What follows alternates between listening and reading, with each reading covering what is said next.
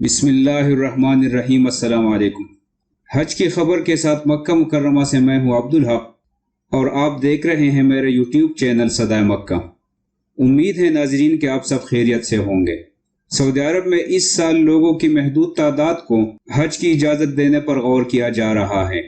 आलमी खबर रसाई एजेंसी रॉयटर्स की जानिब से दावा किया गया है कि कोरोना वबा के खदशे के पेश नज़र इस साल बहुत कम तादाद में ख्वाहिशमंदों को हज की इजाज़त देने का इम्कान है।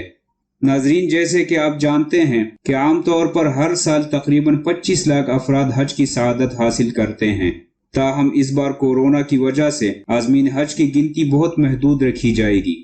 ये भी सुनने में आ रहा है कि इस बार बुजुर्ग अफराद को हज की इजाज़त नहीं होगी क्योंकि इनमें कोरोना फैलने के खदशात ज्यादा होते हैं।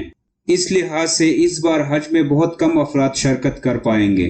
तमाम आज़मीन को हज में शिरकत से पहले कोरोना और दीगर मेडिकल टेस्ट के मराहिल से गुजरना होगा। इस दौरान अगर किसी हाजी में कोरोना की मुश्तबा अलामात जाहिर हुई तो उसे हज करने से रोक दिया जाएगा।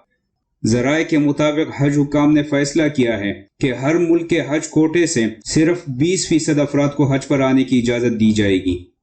नाज़रीन, जैसे कि हमने पहले आपको बताया है कि वज़ारत मजहबी उमूर के मुताबिक रवां साल हज से मुतालिक फैसला 15 जून तक मुतवक्के है।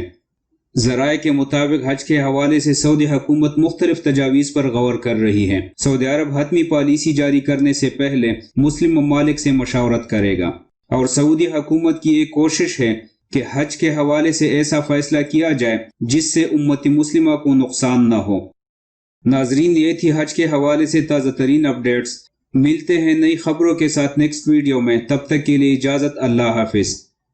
वीडियो को लाइक कर ले, दोस्तों के साथ शेयर कर ले और मज़ीद वीडियोस के लिए चैनल को सब्सक्राइब करके घंटी के निशान को ज़रूर दबाइए। शुक्रिया।